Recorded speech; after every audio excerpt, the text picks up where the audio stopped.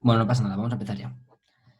A ver, disculpa un momento. Vale, bueno, pues nada, a ver, hoy toca el tema, básicamente toca la mecánica cuántica, que bueno, como os dije ayer, básicamente, hasta que tú no sabes explicar algo, algo complicado de una manera muy sencilla, para mí significa como si no realmente lo entendiésemos perfectamente. Entonces, pues bueno, la mecánica cuántica no es más que la física de las cosas que están muy, muy pequeñas.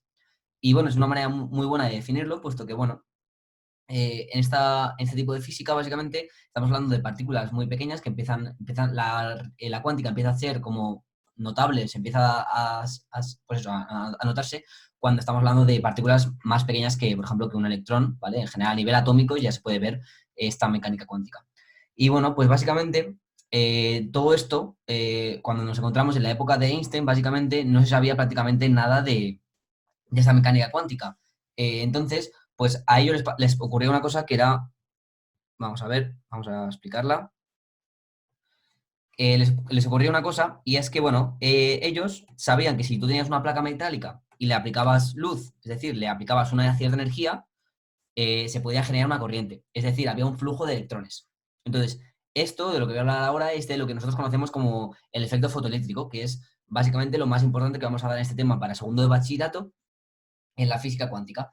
Y bueno, pues eso, que mi objetivo de la clase de hoy es que lo entendáis perfectamente y sobre todo que tengáis no tanto únicamente las fórmulas y demás para hacer los problemas, sino que realmente podáis entender el por qué la mecánica cuántica funciona de esta manera, porque bueno, en lo que vamos a dar hoy, ya que no nos vamos a meter en unas matemáticas muy complicadas, yo creo que es asequible que lo podamos entender hoy, ¿vale? Así que bueno, pues básicamente lo que ellos saben es que cuando tú a una placa metálica le aplicabas una energía o un haz de luz, se podía generar una corriente, pero ellos no sabían lo que pasaba ahí dentro, porque tened en cuenta que ellos no conocían lo que era la mecánica cuántica. Entonces, básicamente, no fue hasta que llegó Einstein y bueno, pues él puso un poco así, unió cosas que dijeron otros físicos que empezaron a hablar un poco de la mecánica cuántica. Pero como os pongo en situación, ahí todavía el conocimiento sobre ella era muy limitado. Entonces, había un señor que le conocían, él era un loco en esa época, puesto que se pensaban que las ideas que él proponía eran muy estúpidas, como por ejemplo el señor Planck, que decía que la luz se podía decir que la luz era un grupo de fotones que tenía una energía determinada. Entonces, esa energía se calculó que la energía de esos fotones sería h, la constante de Planck, por la frecuencia de esos electrones, ¿vale? O sea, de esos fotones. Y bueno, y como sabemos, pues bueno, la velocidad de la luz en el vacío es una constante, ¿vale? Cuyas. Y bueno, y sabemos que entonces para que esto se mantenga constante, la longitud de onda lambda y la frecuencia de la onda, de la luz, se tiene que mantener constante. Entonces, bueno, pues eso es lo que trae a que el principio de la dualidad onda-partícula, en la que dice que la luz puede comportarse tanto como una onda como como una partícula, es decir, que tú cuando apliques una luz a un sitio específico, que sea tanto un pack de fotones como una onda. Entonces, bueno, pues básicamente lo que hizo Einstein y por lo que ganó el premio Nobel, que bueno, que es muy curioso que, por ejemplo, por la teoría de la relatividad especial no ganó el premio Nobel, sino que lo hizo por este efecto fotoeléctrico, para que veáis la importancia de lo que estamos hablando.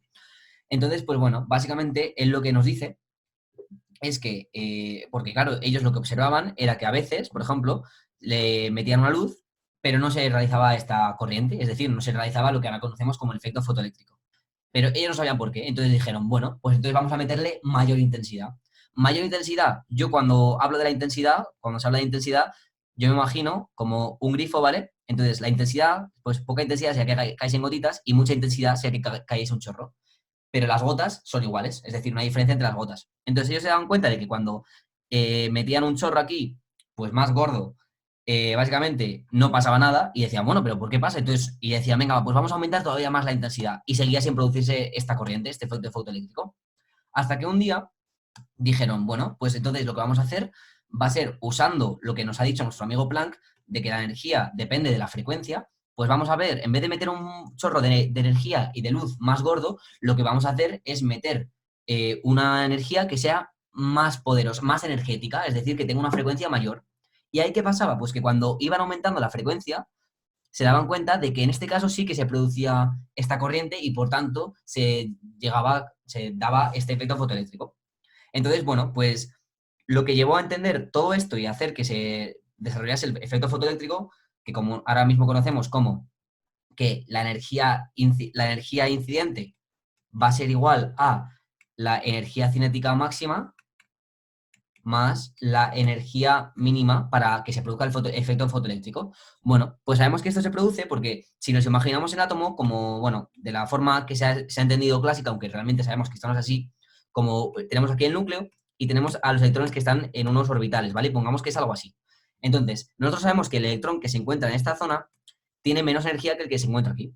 Entonces, básicamente, lo que nosotros estamos haciendo cuando en este efecto fotoeléctrico, lo que hacemos es incidir una luz, un rayo de luz, que lo que va a hacer es que este electrón absorba esa energía y por tanto pueda subir de nivel. Y entonces subir de nivel es literalmente subir a un nivel más alto. Entonces aquí sabemos que esto es, se dice n igual a 2, n igual a 1, n igual a 2, así, y eso llega hasta, hasta el infinito, más o menos, pero o sea, se puede expresar de esta manera.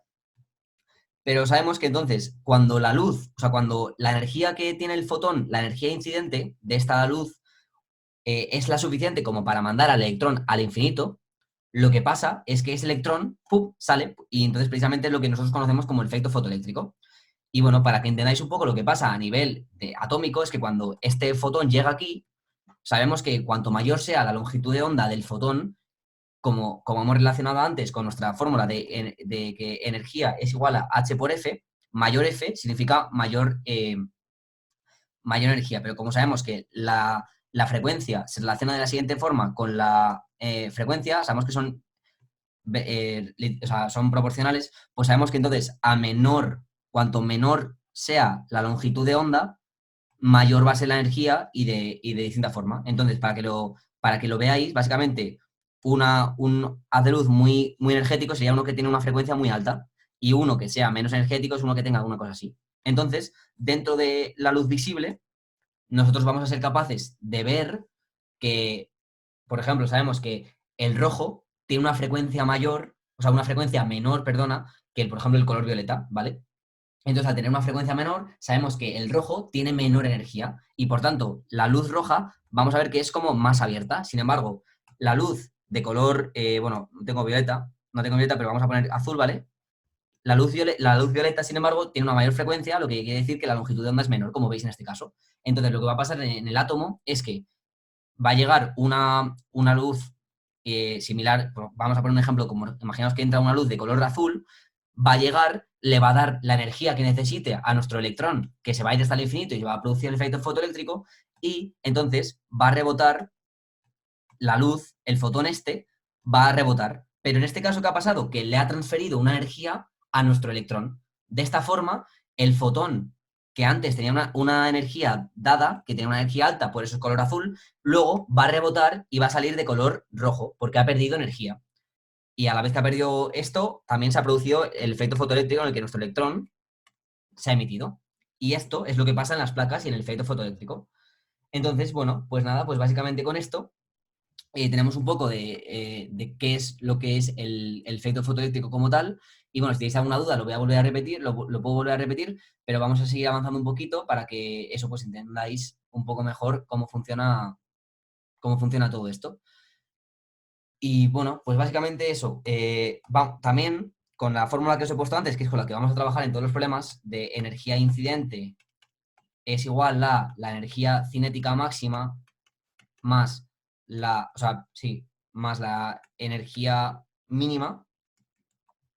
Esto también se puede poner de la siguiente forma: como sabemos que la energía es igual a la h por la frecuencia de la luz incidente, pues sabemos que h de la frecuencia incidente es igual a la energía cinética máxima, que bueno, la vamos a poner como energía cinética máxima porque no sabemos a qué velocidad estamos hablando, pero bueno, esto más la h de la frecuencia mínima. Entonces, básicamente esta frecuencia mínima es justamente de la que os he puesto antes, que si nosotros tenemos el electrón, la que hace que justo llegue al infinito. Pero ¿qué pasa si tú a estos electrones, a este átomo, lo que haces es le aplicas una energía que sea increíblemente mayor? Pues bueno, lo que pasa es que no se va a producir como tal más efecto fotoeléctrico, sino que esos electrones que salen va a salir con una energía cinética mayor, puesto que parte de la energía que se incide en el átomo va a ir para extraerlo, pero otra parte va a salir no solamente para extraerlo, sino para hacerlo más rápido. Y entonces por esto tenemos aquí la energía cinética que también actúa en juego.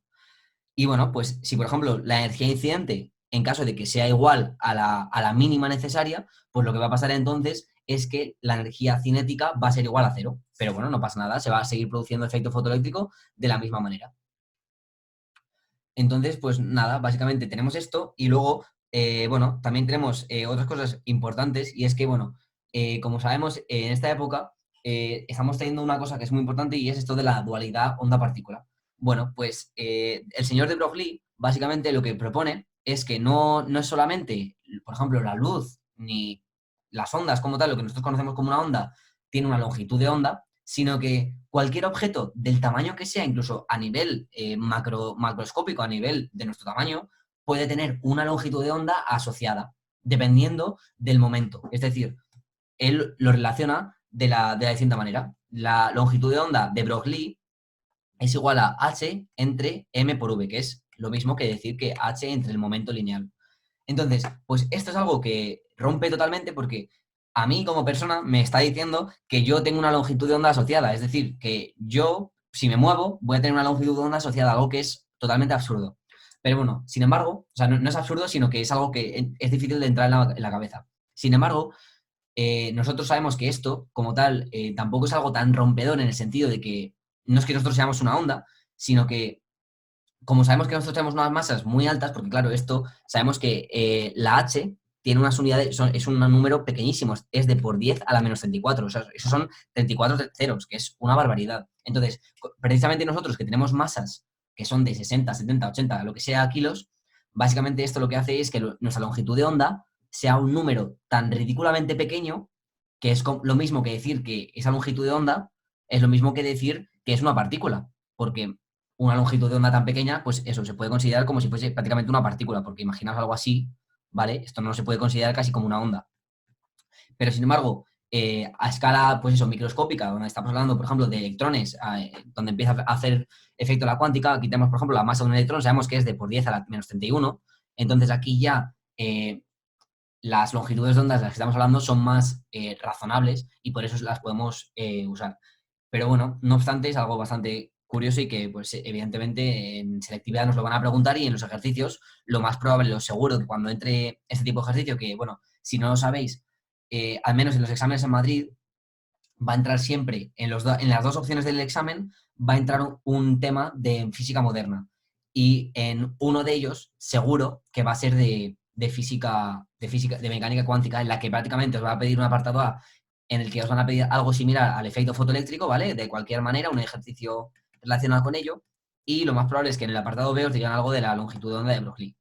Entonces, nada, pues si no tenéis ninguna duda sobre esto, si lo habéis entendido todo perfectamente, lo que podemos hacer es ir directamente a hacer unos ejercicios para practicar, ¿vale? Y pues eso, que iríamos a hacer eso ya. Vale, pues entonces lo que voy a hacer es mandaros el enlace a Wikipedia para que podáis meteros ahí y ahí vamos a hacer unos ejercicios que tengo pensado para vosotros. Y bueno, como ya he dicho mil veces, si tenéis cualquier duda me la podéis preguntar, sobre todo de algo que no entendáis o lo que sea, ¿vale? Pero bueno, mira, si os metéis en el enlace que os he mandado,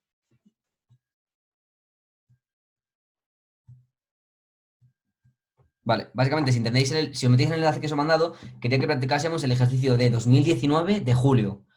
El que dice es la pregunta A, o sea, modelo A, pregunta 5.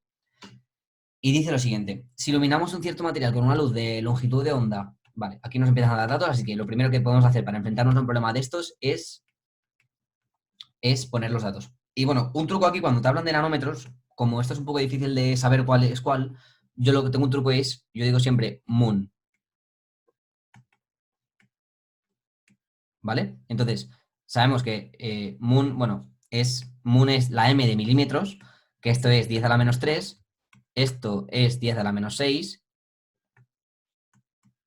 y esto es 10 a la menos 9, que es en el caso que nos acaban de decir que son los nanómetros, ¿vale? Entonces, bueno, pues esto, para que lo sepáis, moon, de lunita, pues de luna, pues lo podéis decir de esa manera.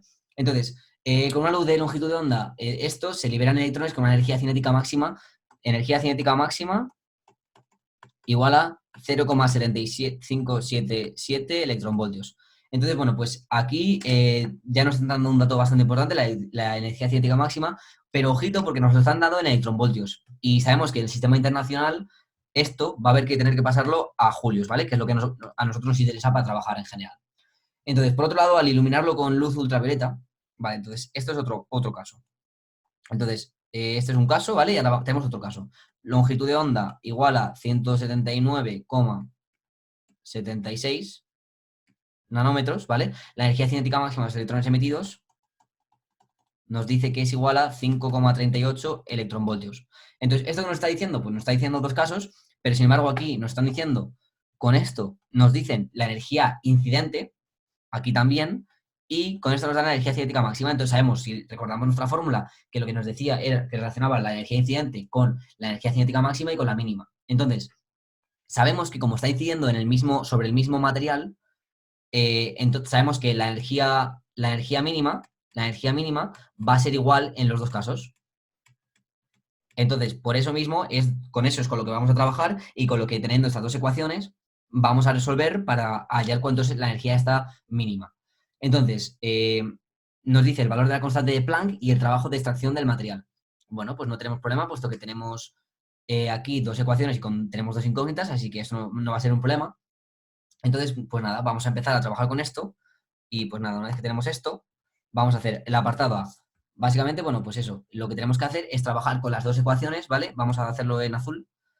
Entonces, lo que nos dice, pues eso, para el primer caso, lo que tenemos es que la energía incidente, que es H y como sabemos que la frecuencia, bueno, vamos a poner, la velocidad de la luz es lambda por la frecuencia y nosotros nos dan lambda, pues hallamos que lambda es lo mismo que C entre F. Entonces eso es con lo que vamos a trabajar. Entonces aquí hacemos eso, pues la energía, que es 10 a la 8 entre 589 por 10 a la menos 9, perdón, porque sabemos que la energía es H por la frecuencia, ¿vale? Que esto es lo mismo que H por C entre lambda. Entonces tenemos esto y esto nos va a dar que es igual a la energía de extracción mínima, que lo podemos poner como trabajo de extracción mínimo, como W de trabajo, de work en inglés, más la energía cinética máxima, que esta energía cinética máxima nos dan 5,77 electronvoltios, perdón, 0,577 electronvoltios, pero esto nos lo dan en electronvoltios, que como sabéis tenemos que pasarlo a julios y por tanto lo que hacemos es multiplicar por 1,6 por 10 a la menos 19. Entonces, nada, pues únicamente tenemos esto en una de nuestras fórmulas y luego vamos a rellenar los mismos datos con la otra, que tenemos también 8 y aquí tenemos 3 por 10 a la 8, pero en este caso cambiamos la longitud de onda, que es 179,76 por 10 a la menos 9, que es igual al trabajo de extracción, ¿vale? Que es el mismo, más 5,38 por 1,6, porque con esto sabemos que un electronvoltio es igual a 1,6 por 10 a la menos 19 julios. Entonces, pues con eso pasamos a julios y ya está. Entonces, bueno, aquí tenemos dos incógnitas, la W y la H. Entonces, aquí vemos que está multiplicando en ambos lados. Sin embargo, aquí como está sumando, lo que podemos hacer directamente es restar una ecuación menos la otra y así sabemos que esto se nos va a ir.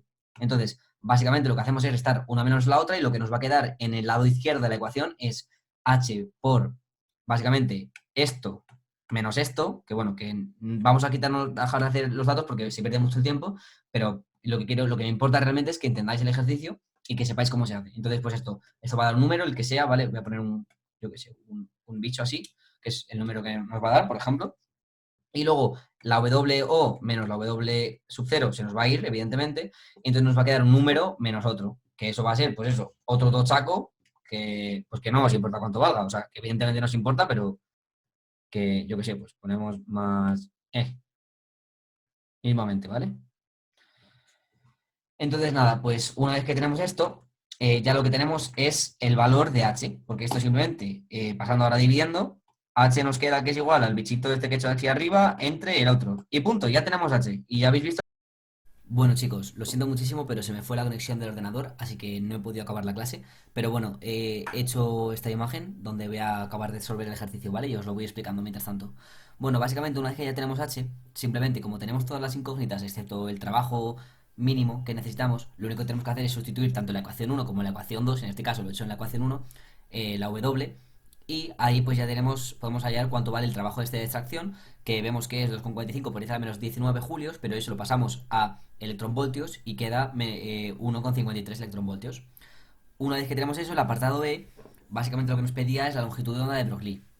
Entonces, como sabemos que la longitud de onda de Broglie necesitamos el momento, pues lo que hacemos es calcular la velocidad en función de la energía cinética, y de ahí vamos a ver cómo sustituimos con el para calcular el momento. Entonces, sabemos que el momento es m por velocidad, y la energía cinética, puesto que estamos suponiendo que no estamos en velocidades relativistas, por tanto, es simplemente un medio de la masa por la velocidad al cuadrado. Entonces, sustituimos la velocidad, que es raíz de 2 por energía cinética entre la masa, que es simplemente despejar, y una vez ahí ya simplemente ponemos la ecuación de onda de Broglie, que es h entre masa por velocidad, y sustituyendo la velocidad y metiendo la masa dentro, como tenemos la masa dividiendo la raíz y multiplicando fuera de la raíz, metemos la masa dentro de la raíz y queda multiplicando una masa al cuadrado entre una m. Entonces básicamente lo que nos queda es la raíz de la masa del electrón, y ya está, multiplicando por dos veces la energía cinética, que es lo que he puesto ahí, y al final nada, nos queda 5,3 por 10 a la menos 10 metros. Y pues nada, eso sería la clase de hoy, que siento mucho que haya pasado esto, y nada, ya continuaremos mañana. Muchísimas gracias a todos por estar aquí, un abrazo fuerte y adiós.